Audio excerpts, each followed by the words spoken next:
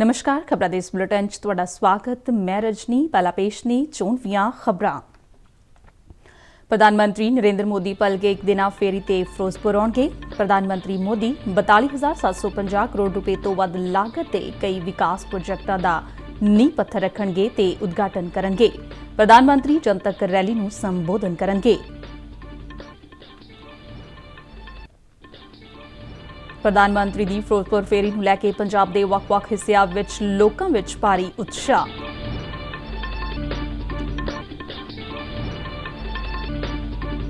Corona ਦੇ ਵਾਧੇ ਮਾਮਲਿਆਂ ਨੂੰ ਵੇਖਦਿਆਂ ਪੰਜਾਬ ਵਿੱਚ ਅੱਜ ਤੋਂ ਰਾਤ ਦਾ ਕਰਫਿਊ ਲਾਗੂ। 15 ਜਨਵਰੀ ਤੱਕ ਰਾਤ 10 ਵਜੇ ਤੋਂ ਸਵੇਰੇ 5 ਵਜੇ ਤੱਕ ਰਹੇਗਾ ਕਰਫਿਊ। ਹੁਣ ਖਬਰਾਂ ਵਿਸਥਾਰ ਨਾਲ। प्रधानमंत्री नरेंद्र मोदी भलके एक दिन फेरी ते फिरोजपुर आ रहे हैं। अपनी इस फेरी दौरान प्रधानमंत्री मोदी 42,750 करोड़ रुपए तो वध दी लागत दे कई विकास प्रोजेक्टां दा नींह पत्थर रखणगे। फिरोजपुर पुज्जण मगरों सब तो पहलां प्रधानमंत्री नरेंद्र मोदी कौमी शहीदी यादगार विखे शहीदां नूं श्रद्धांजलि भेंट करनगे। मगरों प्रधानमंत्री नरेंद्र मोदी PGI दे सैटेलाइट सेंटर समेत वख-वख प्रोजेक्टां दा नींह पत्थर रखणगे अते उद्घाटन करनगे। इस तो बाद प्रधानमंत्री फिरोजपुर विच एक जनतक रैली नूं भी संबोधन करनगे। इस रैली लई बीजेपी ਵੱਲੋਂ ਵੱਡੇ ਪੱਧਰ ਤੇ ਤਿਆਰੀਆਂ ਕੀਤੀਆਂ ਗਈਆਂ ਨੇ। प्रधानमंत्री ਦੀ ਫੇਰੀ ਨੂੰ ਵੇਖਦਿਆਂ ਸੁਰੱਖਿਆ ਦੇ ਸਖਤ ਇੰਤਜ਼ਾਮ ਕੀਤੇ ਗਏ ਨੇ। प्रधानमंत्री नरेंद्र मोदी ਵੱਲੋਂ जिन्हां प्रोजेक्टां ਦਾ ਨੀਂਹ ਪੱਥਰ ਅਤੇ ਉਦਘਾਟਨ ਕੀਤਾ ਜਾਵੇਗਾ ਉਨ੍ਹਾਂ ਵਿੱਚ Delhi Amritsar Katra expressway 4 lane way ਦਾ ਅੰਮ੍ਰਿਤਸਰ ਉਨਾ ਖੰਡ ਮੁਕੇਰੀਆਂ ਤਲਵਾੜਾ ਨਵੀਂ broad gauge rail line PGI satellite centre ਅਤੇ ਕਪੂਰਥਲਾ ਤੇ ਹੁਸ਼ਿਆਰਪੁਰ ਵਿੱਚ 2 ਨਵੇਂ ਮੈਡੀਕਲ ਕਾਲਜ ਸ਼ਾਮਲ ਨੇ। ਦੇਸ਼ ਭਰ ਵਿੱਚ ਕਨੈਕਟੀਵਿਟੀ ਵਿੱਚ ਸੁਧਾਰ ਲਈ ਪ੍ਰਧਾਨ ਮੰਤਰੀ ਦੇ ਲਗਾਤਾਰ ਯਤਨਾਂ ਨਾਲ ਪੰਜਾਬ ਵਿੱਚ ਕਈ ਕੌਮੀ ਸ਼ਾਹਮਾਰਗਾਂ ਦੇ ਵਿਕਾਸ ਦੀ ਪਹਿਲ ਹੋਈ ਹੈ, ਜਿਸ ਨਾਲ ਸੂਬੇ ਵਿੱਚ ਕੌਮੀ ਸ਼ਾਹਮਾਰਗਾਂ ਦੀ ਕੁੱਲ ਲੰਬਾਈ 2021 ਵਿੱਚ ਵੱਧ ਕੇ 4100 ਕਿਲੋਮੀਟਰ ਤੋਂ ਵੱਧ ਹੋ ਗਈ ਹੈ, ਜਿਹੜੀ 2014 ਵਿੱਚ ਤਕਰੀਬਨ 1700 ਕਿਲੋਮੀਟਰ ਸੀ। ਪੰਜਾਬ ਵਿੱਚ 2 ਅਹਿਮ ਸੜਕ ਕੋਰੀਡੋਰ ਦਾ ਨੀਂਹ ਪੱਥਰ ਰੱਖਿਆ ਜਾਵੇਗਾ। ਇਹ ਮੁੱਖ ਧਾਰਮਿਕ ਕੇਂਦਰਾਂ ਤੱਕ ਪਹੁੰਚ ਵਧਾਉਣ ਦੇ ਪ੍ਰਧਾਨ ਮੰਤਰੀ ਦੇ ਨਜ਼ਰੀਏ ਨੂੰ ਪੂਰਾ ਕਰਨ ਵਾਲ ਇੱਕ ਕਦਮ ਹੋਵੇਗਾ। 669 ਕਿਲੋਮੀਟਰ ਲੰਬੇ ਦਿੱਲੀ ਅੰਮ੍ਰਿਤਸਰ ਕਟਰਾ ਐਕਸਪ੍ਰੈਸ ਵੇ ਨੂੰ ਵਿਕਸਿਤ ਕੀਤਾ ਜਾਵੇਗਾ, ਜਿਸ ਦੀ ਕੁੱਲ ਲਾਗਤ 39,500 ਕਰੋੜ ਰੁਪਏ ਹੋਵੇਗੀ। ਇਸ ਨਾਲ ਦਿੱਲੀ ਤੋਂ ਅੰਮ੍ਰਿਤਸਰ ਅਤੇ ਦਿੱਲੀ ਤੋਂ ਕਟੜਾ ਤੱਕ ਦੇ ਸਫ਼ਰ ਦਾ ਸਮਾਂ ਘਟ ਜਾਵੇਗਾ। ਗ੍ਰੀਨਫੀਲਡ ਐਕਸਪ੍ਰੈਸ ਵੇ ਨਾਲ ਸੁਲਤਾਨਪੁਰ ਲੋਧੀ, ਗੋਬਿੰਦਵਾਲ ਸਾਹਿਬ, ਖਡੂਰ ਸਾਹਿਬ, ਤਰਨਤਾਰਨ ਅਤੇ ਕਟੜਾ ਵਿੱਚ ਵੈਸ਼ਨੋ ਦੇਵੀ ਮੰਦਿਰ ਮੁੱਖ ਸਿੱਖ ਧਾਰਮਿਕ ਸਥਾਨਾਂ ਨਾਲ ਜੁੜ ਜਾਵੇਗਾ। ਐਕਸਪ੍ਰੈਸ ਵੇ 3 ਸੂਬਿਆਂ ਅਤੇ ਕੇਂਦਰ ਸ਼ਾਸਿਤ ਪ੍ਰਦੇਸ਼ਾਂ ਹਰਿਆਣਾ, ਚੰਡੀਗੜ੍ਹ, ਪੰਜਾਬ ਅਤੇ ਜੰਮੂ ਕਸ਼ਮੀਰ ਦੇ ਅਹਿਮ ਆਰਥਿਕ ਕੇਂਦਰਾਂ ਨੂੰ ਵੀ ਜੋੜੇਗਾ। 4 ਲੇਨ ਵੇ ਅੰਮ੍ਰਿਤਸਰ ਉਨਾਖੰਡ ਤਕਰੀਬਨ 1700 ਕਰੋੜ ਰੁਪਏ ਦੀ ਲਾਗਤ ਨਾਲ ਤਿਆਰ ਕੀਤਾ ਜਾਵੇਗਾ। ਪ੍ਰਧਾਨ ਮੰਤਰੀ ਨਰਿੰਦਰ ਮੋਦੀ ਮੁਕੇਰੀਆਂ ਤਲਵਾੜਾ ਵਿਚਾਲੇ ਇੱਕ ਨਵੀਂ ਬੋਰਡਗੇਜ ਰੇਲਵੇ ਲਾਈਨ ਦਾ ਨੀਂਹ ਪੱਥਰ ਰੱਖਣਗੇ, ਜਿਸ ਦੀ ਲਾਗਤ 410 ਕਰੋੜ ਰੁਪਏ ਤੋਂ ਵੱਧ ਹੋਵੇਗੀ। ਇਹ ਪ੍ਰੋਜੈਕਟ ਰਣਨੀਤਕ ਨਜ਼ਰੀਏ ਨਾਲ ਵੀ ਮਹੱਤਵਪੂਰਨ ਹੈ, ਕਿਉਂਕਿ ਮੁਕੇਰੀਆਂ ਵਿੱਚ ਮੌਜੂਦਾ ਜਲੰਧਰ ਜੰਮੂ ਰੇਲ ਲਾਈਨ ਨਾਲ ਜੁੜ ਕੇ ਜੰਮੂ ਕਸ਼ਮੀਰ ਲਈ ਇੱਕ ਬਦਲਵੇਂ ਰਾਹ ਵਜੋਂ ਵੀ ਕੰਮ ਕਰੇਗੀ। ਇਸ ਨਾਲ ਇਸ ਖੇਤਰ ਵਿੱਚ ਸੈਰ ਸਪਾਟੇ ਨੂੰ ਉਤਸ਼ਾਹ ਮਿਲੇਗਾ ਅਤੇ ਹਿਲ ਸਟੇਸ਼ਨਾਂ ਦੇ ਨਾਲ-ਨਾਲ ਧਾਰਮਿਕ ਅਹਿਮੀਅਤ ਦੀਆਂ ਥਾਵਾਂ ਨੂੰ ਆਸਾਨੀ ਨਾਲ ਜੋੜਿਆ ਜਾ ਸਕੇਗਾ। ਇਸ ਦੌਰਾਨ ਪ੍ਰਧਾਨ ਮੰਤਰੀ ਨਰਿੰਦਰ ਮੋਦੀ ਦੀ ਪੰਜਾਬ ਫੇਰੀ ਨੂੰ ਲੈ ਕੇ ਸੂਬੇ ਵਿੱਚ ਵੱਖ-ਵੱਖ ਜ਼ਿਲ੍ਹਿਆਂ ਦੇ ਲੋਕਾਂ ਵਿੱਚ ਉਤਸ਼ਾਹ ਦੇਖਣ ਨੂੰ ਮਿਲ ਰਿਹਾ ਹੈ। ਪ੍ਰਧਾਨ ਮੰਤਰੀ ਵੱਲੋਂ 42,750 ਕਰੋੜ ਰੁਪਏ ਤੋਂ ਵੱਧ ਦੇ ਵਿਕਾਸ ਪ੍ਰੋਜੈਕਟਾਂ ਦਾ ਨੀਂਹ ਪੱਥਰ ਰੱਖਣ ਨੂੰ ਲੋਕ ਇਤਿਹਾਸਿਕ ਦੱਸ ਰਹੇ ਨੇ ਅਤੇ ਉਹਨਾਂ ਦਾ ਮੰਨਣਾ ਹੈ ਕਿ ਇਸ ਨਾਲ ਨਵਾਂ ਪੰਜਾਬ ਬਣਾਉਣ ਵਿੱਚ ਮਦਦ ਮਿਲੇਗੀ। ਇਸ ਬਾਰੇ ਸਾਡੇ ਗੁਰਦਾਸਪੁਰ ਤੋਂ ਪੱਤਰਕਾਰ ਬਿਸ਼ੰਬਰ ਬਿੱਟੂ ਅਤੇ ਮੋਗਾ ਤੋਂ ਪੱਤਰਕਾਰ ਊਸ਼ਾ ਕੌਰ ਜਸ਼ਨ ਨੇ ਆਮ ਲੋਕਾਂ ਨਾਲ ਗੱਲਬਾਤ ਕੀਤੀ। देखा जाए तो साडे किसानों ਨੂੰ भी बड़ा फायदा होएगा। जो एक्सप्रेस ਦੇ ਉੱਤੇ ਜਿਹੜੀਆਂ ਜ਼ਮੀਨਾਂ ਆਣਗੀਆਂ ਉਹਨਾਂ ਦੇ ਜਾਇਜ਼ ਰੇਟ ਮਿਲਣਗੇ, ਜਾਂ ਹਾਈਵੇ ਜਾਂ ਨੈਸ਼ਨਲ ਜਿੰਨੇ ਵੀ ਇਨਫਰਾਸਟ੍ਰਕਚਰ ਫੈਸਿਲਿਟੀਆਂ ਆਉਂਦੀਆਂ ਇਹਨਾਂ ਦੀਆਂ ਜ਼ਮੀਨਾਂ ਦੇ ਉੱਤੇ ਕੋਈ ਇੰਡਸਟਰੀਆਂ ਡਿਵੈਲਪ ਹੋਣਗੀਆਂ। ਇੰਡਸਟਰੀਆਂ ਹਮੇਸ਼ਾ ਉੱਥੇ ਡਿਵੈਲਪ ਹੁੰਦੀਆਂ ਜਾਂ ਫੈਕਟਰੀਆਂ ਉੱਥੇ ਡਿਵੈਲਪ ਹੁੰਦੀਆਂ ਜਿਸ ਜਗ੍ਹਾ ਦੇ ਉੱਤੇ ਇਨਫਰਾਸਟ੍ਰਕਚਰ ਦਿੱਤੀ ਜਾਂਦੀ ਹੈ। ਇਨਫਰਾਸਟ੍ਰਕਚਰ ਦੇ ਵਿੱਚ ਰੋਡਸ, ਟ੍ਰੇਨ, ਇਹ ਫੈਸਿਲਿਟੀ ਬੜੀ ਮਾਇਨੇ ਰੱਖਦੀ ਹੈ। ਜਦੋਂ ਪੰਜਾਬ ਨੂੰ ਇਹ ਇਨਫਰਾਸਟ੍ਰਕਚਰ ਮਿਲੇਗੀ, ਨੈਚੁਰਲ ਪੰਜਾਬ ਦੀ ਇੰਡਸਟਰੀ, ਪੰਜਾਬ ਦੀ ਫੈਕਟਰੀ ਵੀ ਡਿਵੈਲਪ ਹੋਏਗੀ। ਜਦੋਂ ਪੰਜਾਬ ਦੀ ਇੰਡਸਟਰੀ, ਪੰਜਾਬ ਦੀ ਫੈਕਟਰੀ ਡਿਵੈਲਪ ਹੋਏਗੀ ਤਾਂ ਨੈਚੁਰਲੀ ਸਾਡਾ ਕਿਸਾਨਾਂ ਦਾ ਵੀ ਉਹਦੇ ਨਾਲ ਇੱਕ ਡਿਵੈਲਪਮੈਂਟ ਹੋਏਗੀ। ਵਪਾਰ ਪੱਖੋਂ ਸਾਨੂੰ ਬਹੁਤ ਫਾਇਦਾ ਹੋਏਗਾ। ਵੇਖੋ ਜਿਸ ਤਰ੍ਹਾਂ ਪੰਜਾਬ ਦੀਆਂ ਸੜਕਾਂ ਦੇ ਵਿੱਚ ਬਹੁਤ ਜ਼ਿਆਦਾ ਰਸ਼ ਆ, ਠੀਕ ਹੈ ਜੀ। ਇਹ ਜਿਹੜੇ ਰਸ਼ ਘਟ ਜਾਣਗੇ, ਇਹ ਜਦੋਂ ਵੱਡਾ ਹਾਈਵੇ ਨਿਕਲੇਗਾ, ਜਿਹੜੇ ਸਾਡੀਆਂ ਮੇਨ ਹੈਵੀ ਗੱਡੀਆਂ ਨੇ ਉਹ ਬਹੁਤ ਜਲਦੀ ਸਾਡੇ ਪੰਜਾਬ ਦਾ ਮਾਲ ਜਿਹੜਾ ਬਾਹਰ ਲੈ ਕੇ ਜਾ ਸਕਦੀਆਂ। ਵਪਾਰਕ ਪੱਖ ਤੋਂ ਵੀ ਇਹਦਾ ਬਹੁਤ ਫਾਇਦਾ ਹੋਏਗਾ। ਇਹ ਬਹੁਤ ਵਧੀਆ ਮੋਦੀ ਜੀ ਦਾ ਉਪਰਾਲਾ, ਤੇ ਸਾਨੂੰ ਸਾਰੇ ਦੇਸ਼ ਨੂੰ ਤੇ ਪੰਜਾਬ ਨੂੰ ਇੱਕੋ ਮਾਲਾ ਵਿੱਚ ਜਿਹੜਾ ਪਰੋਣ ਦਾ ਕੰਮ ਕਰ ਰਹੇ ਆ ਮੋਦੀ ਜੀ, ਇਹ ਬਹੁਤ ਵਧੀਆ ਮੈਨੂੰ ਲੱਗਾ ਤੇ ਮੈਂ ਉਹਨਾਂ ਦੀ ਇਹ ਸਿਫਤ ਕਰਦਾ ਵਾਂ ਵੀ ਉਹ ਬੜਾ ਵਧੀਆ ਕੰਮ ਕਰ ਰਹੇ ਆ। एक्सप्रेसवे का सबसे बड़ा फ़ायदा क्या होगा कि जो दिल्ली से अमृतसर या और आगे फर्दर कटरा के लिए जो डिस्टेंस है वो एकदम आधा रह जाएगा। हम सभी ने सुना है कि यूएस इतना अमीर क्यों है, इतना अच्छा डेवलपमेंट क्यों हुआ। बेसिकली एक्सप्रेसवे और नेशनल हाईवेज़ पर उन्होंने बहुत अर्ली स्टेज पे काम करना स्टार्ट कर दिया था। उनका नेटवर्क बहुत बड़ा है और उसी को देखते हुए पब्लिक प्राइवेट सेक्टर्स को इन्वॉल्व करते हुए मोदी साहब जो ये एक्सप्रेसवे पंजाब के लिए अनाउंस करने जा रहे हैं, ये हमारे लिए गर्व की बात है और ये कहीं ना कहीं पंजाब के लिए तरक्की की राह खोलेगा।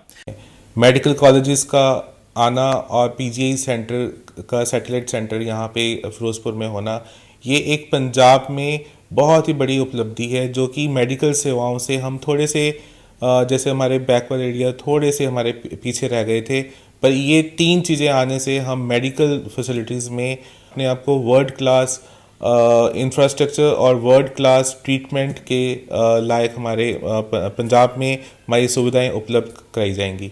ਇਸ ਉਦਘਾਟਨ ਨਾਲ, ਇਸੇ ਹਸਪੀਟਲ ਦੇ ਨਾਲ ਸਾਡੇ ਪੂਰੇ ਇਲਾਕੇ ਨੂੰ, ਫਿਰੋਜ਼ਪੁਰ ਨੂੰ ਤੋਂ ਲੈ ਕੇ ਬਾਰਡਰ ਏਰੀਆ ਜਿਹੜਾ ਸਾਡਾ ਬੜਾ ਪਛੜਿਆ ਹੋਇਆ ਇਲਾਕਾ, ਅਬੋਹਰ ਤੱਕ, ਇੱਧਰੋਂ ਪੱਟੀ ਤੱਕ ਤੇ ਮੋਗਾ ਤੱਕ, ਇਹ ਸਾਰੇ ਇਲਾਕੇ ਨੂੰ ਬੜੀ ਸਹੂਲਤ ਮਿਲਣੀ ਆ। ਜਦੋਂ ਅੱਗੇ ਕੋਈ ਸਵੀਅਰ ਕੋਈ ਬਿਮਾਰੀ ਆਉਂਦੀ ਸੀ ਜਾਂ ਕੋਈ ਐਕਸੀਡੈਂਟ ਹੋ ਜਾਂਦਾ ਸੀ ਭਾਰੀ, ਸਾਨੂੰ ਮਰੀਜ਼ ਡੀਐਮਸੀ ਲੁਧਿਆਣੇ ਤੱਕ ਜਾਂ ਪੀਜੀਆਈ ਚੰਡੀਗੜ੍ਹ ਤੱਕ ਲੈ ਕੇ ਜਾਣੇ ਪੈਂਦੇ ਸੀ, ਉਹ ਸਾਡਾ ਇੱਥੇ ਮਸਲਾ ਹੱਲ ਹੋ ਜਾਣਾ। ਇਸ ਇਲਾਕੇ ਦੀ ਬਹੁਤ ਵੱਡੀ, ਬੜੇ ਚਿਰ ਦੀ ਉਡੀਕ ਦੀ ਹੋਈ, ਇਹ ਲਟਕਦੀ ਹੋਈ ਮੰਗ ਸੀ, ਜਿਹੜੀ ਨਰਿੰਦਰ ਮੋਦੀ ਜੀ ਨੇ ਪੂਰੀ ਕਰ ਦਿੱਤੀ ਆ।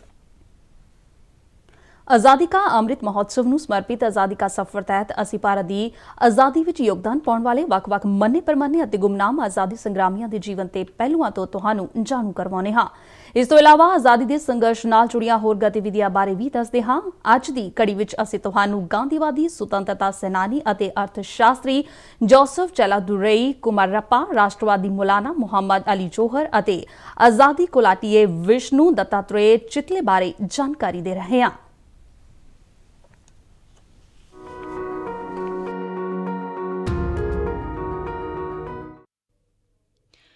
ਅੱਜ ਦੀ ਕੜੀ ਵਿੱਚ ਅਸੀਂ ਗਾਂਧੀਵਾਦੀ, ਸੁਤੰਤਰਤਾ ਸੈਨਾਨੀ ਤੇ ਅਰਥ ਸ਼ਾਸਤਰੀ ਜੋਸਫ ਚੈਲਾਦੁਰਈ ਕੁਮਾਰੱਪਾ ਨੂੰ ਯਾਦ ਕਰ ਰਹੇ ਹਾਂ। ਉਹਨਾਂ ਦਾ ਜਨਮ 4 ਜਨਵਰੀ 1892 ਨੂੰ ਤੰਜਾਵੁਰ ਵਿੱਚ ਹੋਇਆ ਸੀ। ਅਰਥ ਸ਼ਾਸਤਰੀ ਦੇ ਤੌਰ ਤੇ ਕੁਮਾਰੱਪਾ ਦਾ ਵਿਸ਼ਵਾਸ ਸੀ ਕਿ ਆਦਮੀ ਸਿਰਫ ਧਨ ਇਕੱਠਾ ਕਰਨ ਦਾ ਏਜੰਟ ਮਾਤਰ ਹੀ ਨਹੀਂ ਹੈ, ਬਲਕਿ ਉਹ ਰਾਜਨੀਤਿਕ, ਸਮਾਜਿਕ ਤੇ ਨੈਤਿਕ ਜ਼ਿੰਮੇਵਾਰੀਆਂ ਦੇ ਨਾਲ ਸਮਾਜ ਦਾ ਇੱਕ ਅਹਿਮ ਮੈਂਬਰ ਵੀ ਹੈ। ਉਨ੍ਹਾਂ ਦੇ ਲੇਖਾਂ ਨੇ ਮਹਾਤਮਾ ਗਾਂਧੀ ਦਾ ਧਿਆਨ ਆਪਣੇ ਵੱਲ ਖਿੱਚਿਆ, ਜਿਸ ਨੇ ਕੁਮਾਰੱਪਾ ਨੂੰ ਰਚਨਾਤਮਕ ਕਾਰਜਕਰਤਾ ਬਣਾ ਦਿੱਤਾ। 1931 ਵਿੱਚ ਕਾਂਗਰਸ ਦੇ ਕਰਾਚੀ ਬੈਠਕ ਵਿੱਚ ਕੁਮਾਰੱਪਾ ਨੂੰ ਬ੍ਰਿਟੇਨ ਤੇ ਭਾਰਤ ਵਿੱਚ ਮਾਲੀ ਜ਼ਿੰਮੇਵਾਰੀਆਂ ਦੇ ਵਿਸਥਾਰ ਵਿੱਚ ਅਧਿਐਨ ਲਈ ਬਣਾਈ ਗਈ ਤਾਲਮੇਲ ਕਮੇਟੀ ਦਾ ਸੰਯੋਜਕ ਚੁਣਿਆ ਗਿਆ। ਜਦੋਂ ਗਾਂਧੀ ਜੀ ਦੂਜੇ ਗੋਲਮੇਜ਼ ਸੰਮੇਲਨ ਵਿੱਚ ਹਿੱਸਾ ਲੈਣ ਲਈ ਇੰਗਲੈਂਡ ਗਏ ਤਾਂ ਕੁਮਾਰੱਪਾ ਨੇ ਉਨ੍ਹਾਂ ਦੇ ਅਖਬਾਰ ਯੰਗ ਇੰਡੀਆ ਦਾ ਸੰਪਾਦਨ ਸੰਭਾਲਿਆ। ਕੁਮਾਰੱਪਾ ਦੇ ਲੇਖਾਂ ਦੇ ਕਾਰਨ ਉਨ੍ਹਾਂ ਨੂੰ 2.5 ਵਰ੍ਹਿਆਂ ਦੀ ਕੈਦ ਦੀ ਸਜ਼ਾ ਹੋਈ। ਜੇਲ੍ਹ ਤੋਂ ਰਿਹਾ ਹੋਣ ਤੇ ਕੁਮਾਰੱਪਾ ਨੇ 1934 ਵਿੱਚ ਬਿਹਾਰ ਵਿੱਚ ਭੂਚਾਲ ਰਾਹਤ ਕੰਮਾਂ ਦੇ ਦੌਰਾਨ ਵਿੱਤੀ ਸਲਾਹਕਾਰ ਦੇ ਰੂਪ ਵਿੱਚ ਡਾਕਟਰ ਰਾਜੇਂਦਰ ਪ੍ਰਸਾਦ ਤੇ ਜਮਨਾ ਲਾਲ ਬਜਾਜ ਦੀ ਸਹਾਇਤਾ ਕੀਤੀ। 1942 ਵਿੱਚ ਕੁਮਾਰੱਪਾ ਦੇ ਲੇਖ ਸਟੋਨ ਫॉर ਬ੍ਰੈਡ ਦੇ ਲਈ ਉਨ੍ਹਾਂ ਨੂੰ ਫਿਰ ਤੋਂ ਜੇਲ੍ਹ ਭੇਜ ਦਿੱਤਾ ਗਿਆ। 1940 ਵਿੱਚ ਕੁਮਾਰੱਪਾ ਨੇ ਪਿੰਡਾਂ ਦੀ ਭਲਾਈ ਲਈ ਯੋਜਨਾ ਤਿਆਰ ਕੀਤੀ। 1948 ਵਿੱਚ ਮਹਾਤਮਾ ਗਾਂਧੀ ਦੀ ਹੱਤਿਆ ਕਰ ਦਿੱਤੀ ਗਈ ਤਾਂ ਕੁਮਾਰੱਪਾ ਨੂੰ ਇਨ੍ਹਾਂ ਗਹਿਰਾ ਸਦਮਾ ਲੱਗਾ ਕਿ ਉਨ੍ਹਾਂ ਦੀਆਂ ਦੋਵੇਂ ਅੱਖਾਂ ਦੀ ਰੋਸ਼ਨੀ ਚਲੀ ਗਈ। ਪਰ ਖੁਸ਼ੀ ਦੀ ਗੱਲ ਇਹ ਸੀ ਕਿ ਕੁਝ ਦਿਨਾਂ ਬਾਅਦ ਹੀ ਉਨ੍ਹਾਂ ਦੀਆਂ ਅੱਖਾਂ ਫਿਰ ਤੋਂ ਠੀਕ ਹੋ ਗਈਆਂ। ਸੁਤੰਤਰਤਾ ਦੇ ਬਾਅਦ ਕੁਮਾਰੱਪਾ ਨੇ ਕੌਮੀ ਹਿੱਤ ਵਿੱਚ ਵੱਖ-ਵੱਖ ਮਿਸ਼ਨਾਂ ਲਈ ਦੁਨੀਆ ਭਰ ਦਾ ਦੌਰਾ ਕੀਤਾ। ਬਾਅਦ ਵਿੱਚ ਉਨ੍ਹਾਂ ਨੇ ਰਾਜਨੀਤਿਕ ਜੀਵਨ ਤੋਂ ਸੰਨਿਆਸ ਲੈ ਲਿਆ ਤੇ ਮਦੁਰਈ ਜ਼ਿਲ੍ਹੇ ਦੇ ਗਾਂਧੀ ਨਿਕੇਤਨ ਵਿੱਚ ਵਸ ਗਏ। 30 ਜਨਵਰੀ 1960 ਨੂੰ ਕੁਮਾਰੱਪਾ ਦਾ ਦੇਹਾਂਤ ਹੋ ਗਿਆ। ਮਹਾਨ ਰਾਸ਼ਟਰਵਾਦੀ ਨੂੰ ਨਿੱਘੀ ਸ਼ਰਧਾਂਜਲੀ। ਅਸੀਂ ਅੱਜ ਰਾਸ਼ਟਰਵਾਦੀ ਮੌਲਾਨਾ ਮੁਹੰਮਦ ਅਲੀ ਜੋਹਰ ਨੂੰ ਯਾਦ ਕਰ ਰਹੇ ਹਾਂ। ਉਹਨਾਂ ਦਾ ਦੇਹਾਂਤ 4 ਜਨਵਰੀ 1931 ਨੂੰ ਹੋਇਆ। ਮੌਲਾਨਾ ਦਾ ਜਨਮ 10 ਦਸੰਬਰ 1878 ਨੂੰ ਵਰਤਮਾਨ ਦੇ ਉੱਤਰ ਪ੍ਰਦੇਸ਼ ਦੇ ਰਾਮਪੁਰ ਵਿੱਚ ਹੋਇਆ ਸੀ। ਜੌਹਰ ਭਾਰਤ ਦੀ ਸੁਤੰਤਰਤਾ ਦੇ ਪ੍ਰਮੁੱਖ ਸਮਰਥਕ ਸਨ ਤੇ ਖਿਲਾਫਤ ਅੰਦੋਲਨ ਦੇ ਮੋਢੀ ਵੀ ਸਨ। ਉਹਨਾਂ ਨੇ 1920 ਵਿੱਚ ਖਿਲਾਫਤ ਅੰਦੋਲਨ ਲਈ ਲੰਡਨ ਗਏ ਇੱਕ ਵਫਦ ਦੀ ਅਗਵਾਈ ਕੀਤੀ। ਇੰਗਲੈਂਡ ਤੋਂ ਵਾਪਸ ਆਉਣ ਤੇ ਜੌਹਰ ਨੇ 1920 ਵਿੱਚ ਅਲੀਗੜ੍ਹ ਵਿੱਚ ਜਾਮੀਆ ਮਿਲੀਆ ਇਸਲਾਮੀਆ ਦੀ ਸਥਾਪਨਾ ਕੀਤੀ, ਜਿਸ ਨੂੰ ਬਾਅਦ ਵਿੱਚ ਦਿੱਲੀ ਸਥਾਪਿਤ ਕਰ ਦਿੱਤਾ ਗਿਆ।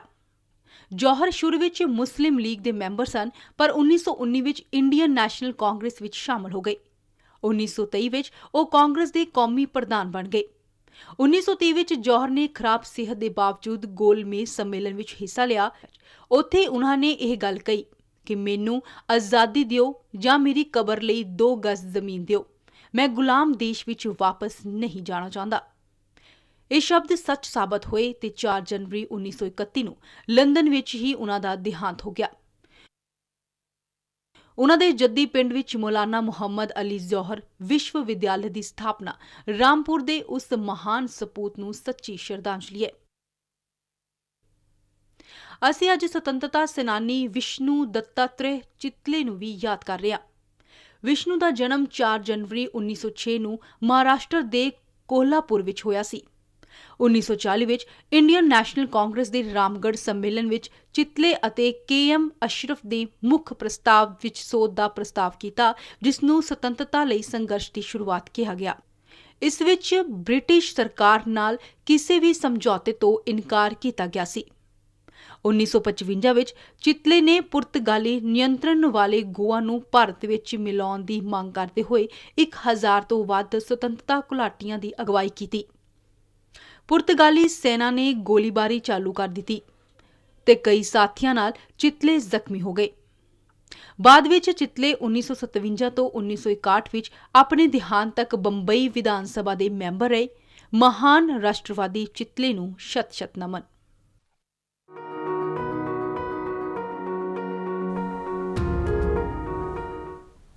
ਪੰਜਾਬ 'ਚ ਕਰੋਨਾ ਦੇ ਵੱਧਦੇ ਮਾਮਲਿਆਂ ਨੂੰ ਵੇਖਦਿਆਂ ਸੂਬਾ ਸਰਕਾਰ ਨੇ ਅੱਜ ਰਾਤ ਤੋਂ 15 ਜਨਵਰੀ ਤੱਕ 10 ਵਜੇ ਤੋਂ ਸਵੇਰੇ 5 ਵਜੇ ਤੱਕ ਦਾ ਕਰਫਿਊ ਲਾਗੂ ਕਰਨ ਦਾ ਫੈਸਲਾ ਕੀਤਾ ਹੈ। ਪੰਜਾਬ ਦੇ ਗ੍ਰਹਿ ਵਿਭਾਗ ਦੇ ਪ੍ਰਧਾਨ ਸਕੱਤਰ ਅਨੁਰਾਗ ਵਰਮਾ ਵੱਲੋਂ ਜਾਰੀ ਹੁਕਮ ਮੁਤਾਬਿਕ ਇਸ ਅਰਸੇ ਦੌਰਾਨ ਗੈਰ ਜ਼ਰੂਰੀ ਸਰਗਰਮੀਆਂ ਤੇ ਪੂਰੀ ਤਰ੍ਹਾਂ ਪਾਬੰਦੀ ਰਹੇਗੀ। ਜਨਤਕ ਅਤੇ ਕੰਮਕਾਰ ਵਾਲੀਆਂ ਥਾਵਾਂ ਤੇ ਮਾਸਕ ਪਾਉਣਾ ਲਾਜ਼ਮੀ ਹੋਵੇਗਾ ਤੇ ਸਮਾਜਿਕ ਦੂਰੀ ਵੀ ਬਣਾ ਕੇ ਰੱਖਣ ਦੀ ਹਦਾਇਤ ਕੀਤੀ ਗਈ ਹੈ। ਸਕੂਲਾਂ, ਕਾਲਜਾਂ, ਯੂਨੀਵਰਸਿਟੀਆਂ ਅਤੇ ਕੋਚਿੰਗ ਸੈਂਟਰਾਂ ਸਮੇਤ ਸਾਰੇ ਵਿਦਿਅਕ ਅਦਾਰੇ ਬੰਦ ਰੱਖਣ ਦੇ ਹੁਕਮ ਦਿੱਤੇ ਗਏ ਨੇ। ਇਹ ਅਦਾਰੇ ਆਨਲਾਈਨ ਪੜ੍ਹਾਈ ਜਾਰੀ ਰੱਖ ਸਕਣਗੇ, ਹਾਲਾਂਕਿ ਮੈਡੀਕਲ ਅਤੇ ਨਰਸਿੰਗ ਕਾਲਜ ਆਮ ਵਾਂਗ ਖੁੱਲਣਗੇ। ਹੁਕਮਾਂ ਮੁਤਾਬਿਕ ਸਿਨੇਮਾਘਰ, ਮਲਟੀਪਲੈਕਸ, ਬਾਰ, ਮਾਲ, ਰੈਸਟੋਰੈਂਟ, ਸਪਾ, ਮਿਊਜ਼ੀਅਮ ਅਤੇ ਚਿੜੀਆਘਰ 50% ਸਮਰੱਥਾ ਨਾਲ ਖੁੱਲ ਸਕਣਗੇ। ਇੱਥੇ ਕੰਮ ਕਰਨ ਵਾਲੇ ਮੁਲਾਜ਼ਮਾਂ ਨੂੰ ਦੋਵੇਂ ਟੀਕੇ ਲੱਗੇ ਹੋਣੇ ਚਾਹੀਦੇ ਨੇ। ਸਾਰੇ ਖੇਡ ਕੰਪਲੈਕਸ, ਸਟੇਡੀਅਮ, ਸਵਿਮਿੰਗ ਪੂਲ ਆਦਿ ਬੰਦ ਰੱਖੇ ਜਾਣਗੇ। ਜੇਕਰ ਕਿਸੇ ਕੰਪਲੈਕਸ 'ਚ ਕੋਈ ਕੌਮੀ ਜਾਂ ਕੌਮਾਂਤਰੀ ਪੱਧਰ ਦਾ ਮੁਕਾਬਲਾ ਚੱਲ ਰਿਹਾ ਹੋਵੇਗਾ ਤਾਂ ਉੱਥੇ ਦਰਸ਼ਕਾਂ ਦੇ ਦਾਖਲੇ ਤੇ ਪਾਬੰਦੀ ਰਹੇਗੀ। ਏਸੀ ਬੱਸਾਂ 50% ਦੀ ਸਮਰੱਥਾ ਨਾਲ ਚੱਲ ਸਕਣਗੀਆਂ। ਵੈਕਸੀਨ ਦੀਆਂ ਦੋਵੇਂ ਡੋਜ਼ਾਂ ਲਗਾ ਚੁੱਕੇ ਸਟਾਫ ਨੂੰ ਹੀ ਸਰਕਾਰੀ ਅਤੇ ਨਿੱਜੀ ਦਫ਼ਤਰਾਂ, ਫੈਕਟਰੀਆਂ ਤੇ ਸਨਅਤਾਂ ਵਿੱਚ ਆਉਣ ਦੀ ਇਜਾਜ਼ਤ ਹੋਵੇਗੀ। ਸਹੀ ਤਰੀਕੇ ਨਾਲ ਮਾਸਕ ਨਾ ਪਾਉਣ ਵਾਲਿਆਂ ਨੂੰ ਕਿਸੇ ਵੀ ਸਰਕਾਰੀ ਜਾਂ ਪ੍ਰਾਈਵੇਟ ਦਫ਼ਤਰ 'ਚ ਕੋਈ ਸਹੂਲਤ ਨਹੀਂ ਦਿੱਤੀ ਜਾਵੇਗੀ। ਹੁਕਮਾਂ ਮੁਤਾਬਿਕ ਜ਼ਿਲ੍ਹਾ ਪ੍ਰਸ਼ਾਸਨ ਹਾਲਾਤ ਅਨੁਸਾਰ ਜ਼ਰੂਰਤ ਪੈਣ ਤੇ ਆਪਣੇ ਵੱਲੋਂ ਹੋਰ ਪਾਬੰਦੀਆਂ ਲਗਾ ਸਕਦਾ ਹੈ। ਪੰਜਾਬ ਸਰਕਾਰ ਭਾਵੇਂ ਇਹ ਦਾਅਵਾ ਕਰੇ ਕਿ ਉਸ ਵੱਲੋਂ ਖਿਡਾਰੀਆਂ ਨੂੰ ਉਤਸ਼ਾਹਿਤ ਕਰਨ ਲਈ ਕਈ ਕਦਮ ਚੁੱਕੇ ਜਾ ਰਹੇ ਨੇ, ਪਰ ਜ਼ਮੀਨੀ ਹਕੀਕਤ ਕੁਝ ਹੋਰ ਹੈ। ਇਹ ਗੱਲ ਕੌਮਾਂਤਰੀ ਪੱਧਰ ਦੀ ਡੈਫ ਐਂਡ ਡੰਮ ਚੈਸ ਖਿਡਾਰਨ ਮਲਿਕਾ ਹਾਂਡਾ ਦੇ ਟਵੀਟ ਤੋਂ ਸਾਬਤ ਹੁੰਦੀ ਹੈ। ਗੁਹਾਰ ਲਗਾਉਂਦਿਆਂ ਮਲਿਕਾ ਹਾਂਡਾ ਨੇ ਇਹ ਟਵੀਟ ਕੀਤਾ, ਜਿਸ ਨੂੰ ਵੇਖਦਿਆਂ ਕਈ ਹੋਰਨਾਂ ਨੇ ਰੀਟਵੀਟ ਕੀਤਾ। ਮਲਿਕਾ ਹਾਂਡਾ ਨੇ ਪਿਛਲੇ 11 ਸਾਲ ਦੇ ਆਪਣੇ ਚੈਸ ਦੇ ਕੈਰੀਅਰ ਦੌਰਾਨ ਕੌਮੀ ਅਤੇ ਕੌਮਾਂਤਰੀ ਪੱਧਰ ਤੇ ਕਈ ਮੈਡਲ ਹਾਸਲ ਕੀਤੇ ਨੇ। ਸਰਕਾਰ ਵੱਲੋਂ ਉਸ ਨੂੰ ਪਹਿਲਾਂ ਨੌਕਰੀ ਤੇ ਇਨਾਮ ਦੇਣ ਦਾ ਵਾਅਦਾ ਕੀਤਾ ਗਿਆ ਸੀ, ਪਰ ਇਸ ਤੇ ਕੋਈ ਅਮਲ ਨਹੀਂ ਹੋਇਆ, ਜਿਸ ਕਾਰਨ ਮਲਿਕਾ ਹਾਂਡਾ ਨੂੰ ਮਜਬੂਰ ਹੋ ਕੇ ਆਪਣੀ ਆਵਾਜ਼ ਚੁੱਕਣ ਲਈ ਸੋਸ਼ਲ ਮੀਡੀਆ ਦਾ ਸਹਾਰਾ ਲੈਣਾ ਪਿਆ। ਮਲਿਕਾ ਹਾਂਡਾ ਦੀ ਮਾਤਾ ਰੇਣੂ ਹਾਂਡਾ ਪੰਜਾਬ ਸਰਕਾਰ ਦੇ ਰਵੱਈਏ ਤੋਂ ਬੇहद ਨਾਰਾਜ਼ ने। बार बार वादे होते रहे हैं और बार बार टूटते रहे हैं पंजाब सरकार की तरफ से। 5 साल से वादे जब कैश अवार्ड एक हफ्ते बाद बांटे गए और उसमें मलिका का नाम फिर भी नहीं था। अब मलिका फिर भी सर से पूछ रही है कि सर मेरे को आपने उसमें क्यों नहीं बुलाया, आपने जब मेरे से वादा किया था। लेकिन बाद में सर ने ये बोल दिया कि ये पॉलिसी नहीं है। पॉलिसी बनाना क्या इन बच्चों का काम है? ਬੀਜੇਪੀ ਪੰਜਾਬ ਦੇ ਸੀਨੀਅਰ ਆਗੂ ਹਰਦੀਪ ਸਿੰਘ ਗਰੇਵਾਲ ਮੁਤਾਬਕ ਪੰਜਾਬ ਸਰਕਾਰ ਨੂੰ ਇਸ ਪਾਸੇ ਧਿਆਨ ਦੇਣਾ ਚਾਹੀਦਾ ਹੈ। ਮੈਂ ਸਮਝਦਾ ਕਿ ਉਹਨਾਂ ਦੀ ਮਦਦ ਕਰਨੀ ਚਾਹੀਦੀ ਹੈ ਡੈਫੀਨਿਟਲੀ ਦੀ, ਔਰ ਉਹਨਾਂ ਨੂੰ ਪ੍ਰਮੋਟ ਕਰਨਾ ਚਾਹੀਦਾ, ਔਰ ਦਇਆ ਔਰ ਤਰਸ ਵੀ ਹੋਣਾ ਚਾਹੀਦਾ। ਸਾਬਕਾ ਕ੍ਰਿਕਟਰ ਸੁਰੇਸ਼ ਸ਼ਰਮਾ ਦੀ ਨਜ਼ਰ ਵਿੱਚ ਪੰਜਾਬ ਸਰਕਾਰ ਵੱਲੋਂ ਮਲਿਕਾ ਹਾਂਡਾ ਨੂੰ ਮਦਦ ਤੇ ਨੌਕਰੀ ਨਾ ਦੇਣਾ ਹੈਰਾਨੀਜਨਕ ਹੈ। ਪਹਿਲਾਂ ਲਿਖਤੀ ਤੌਰ ਤੇ ਕਿਹਾ ਕਿ ਅਸੀਂ ਤੁਹਾਨੂੰ ਕੈਸ਼ ਵੀ ਦੇਵਾਂਗੇ ਤੇ ਨੌਕਰੀ ਵੀ ਦੇਵਾਂਗੇ, ਤੇ ਹੁਣ ਜਿਹੜਾ ਮੌਜੂਦਾ ਮੰਤਰੀ ਹੈ ਉਹ ਕਹਿ ਰਿਹਾ ਹੈ ਕਿ ਸਾਡੇ ਕੋਲ ਇੱਦਾਂ ਦੀ ਦਿਵਿਆਂਗ ਨੂੰ ਕੋਈ ਦੇਣ ਦੀ ਕੋਈ ਪਾਲਿਸੀ ਨਹੀਂ ਹੈਗੀ। ਇਹ ਬੜੀ ਹੈਰਾਨੀ ਤੇ ਔਰ ਪਰੇਸ਼ਾਨੀ ਜਿਹੜਾ ਗੱਲ ਹੈ ਉਹ ਇਸ ਕਰਕੇ ਗੱਲ ਹੈ ਕਿ ਜਿਹਨੇ ਇੰਨਾ ਵਧੀਆ ਜਜ਼ਬਾ ਦਿਖਾਇਆ ਹੈ, ਆਪਣਾ ਰੂਪ ਦਿਖਾਇਆ ਹੈ ਦੇਸ਼ ਵਾਸਤੇ, ਸਮਾਜ ਵਾਸਤੇ, ਰਾਜ ਵਾਸਤੇ, ਉਹਦੇ ਵਾਸਤੇ ਪਾਲਿਸੀ ਬਣਾਉਣਾ ਸਰਕਾਰਾਂ ਦੇ ਕੰਮ ਹੈ, ਨਾ ਕਿ ਉਹਨਾਂ ਨੂੰ ਪਾਲਿਸੀ ਦੇ ਅੰਦਰ ਲਿਆਉਣਾ। ਯਕੀਨਨ ਪੰਜਾਬ ਸਰਕਾਰ ਤੋਂ ਆਪਣਾ ਹੱਕ ਮੰਗਦੀ ਮਲਿਕਾ ਹਾਂਡਾ ਨੂੰ ਮਦਦ ਨਾ ਦੇਣ ਨਾਲ ਹੋਰਨਾਂ ਡੈਫ ਐਂਡ ਡੰਬ ਖਿਡਾਰੀਆਂ ਨੂੰ ਵੀ ਨਿਰਾਸ਼ਾ ਵੇਖਣੀ ਪਵੇਗੀ। ਸੁਤੰਤਰ ਤੇ ਮਨੋਜ ਗਿਰਦਰ ਨਾਲ ਸ਼ਿਸ਼ੂ ਸ਼ਰਮਾ ਸ਼ਾਂਤਲ, ਦੂਰਦਰਸ਼ਨ ਸਮਾਚਾਰ, ਜਲੰਧਰ। ਖਬਰਾਂ ਤੇ ਬੁਲਟਨ ਸਾਡੇ ਦਰਸ਼ਕ RNU DDK ਜਲੰਧਰ ਦੇ YouTube ਚੈਨਲ, Facebook ਪੇਜ ਅਤੇ Twitter ਹੈਂਡਲ ਤੇ ਵੀ ਦੇਖ ਸਕਦੇ ਨੇ। ਬੁਲਟਨ ਦੇ ਅਖੀਰ ਵਿੱਚ ਆਉਂਦੀਆਂ ਖਬਰਾਂ ਇੱਕ ਵਾਰ ਫਿਰ ਤੋਂ। ਪ੍ਰਧਾਨ ਮੰਤਰੀ ਨਰਿੰਦਰ ਮੋਦੀ ਭਲਕੇ ਇੱਕ ਦਿਨਾ ਫੇਰੀ ਤੇ ਫਿਰੋਜ਼ਪੁਰ ਆਉਣਗੇ। ਪ੍ਰਧਾਨ ਮੰਤਰੀ ਮੋਦੀ 42,750 ਕਰੋੜ ਰੁਪਏ ਤੋਂ ਵੱਧ ਲਾਗਤ ਦੇ ਕਈ ਵਿਕਾਸ ਪ੍ਰੋਜੈਕਟਾਂ ਦਾ ਨੀਂਹ ਪੱਥਰ ਰੱਖਣਗੇ ਤੇ ਉਦਘਾਟਨ ਕਰਨਗੇ। ਪ੍ਰਧਾਨ ਮੰਤਰੀ ਜਨਤਕ ਰੈਲੀ ਨੂੰ ਸੰਬੋਧਨ ਕਰਨਗੇ। ਪ੍ਰਧਾਨ ਮੰਤਰੀ ਦੀ ਫਿਰੋਜ਼ਪੁਰ ਫੇਰੀ ਨੂੰ ਲੈ ਕੇ ਪੰਜਾਬ ਦੇ ਵੱਖ-ਵੱਖ ਹਿੱਸਿਆਂ ਵਿੱਚ ਲੋਕਾਂ ਵਿੱਚ ਭਾਰੀ ਉਤਸ਼ਾਹ।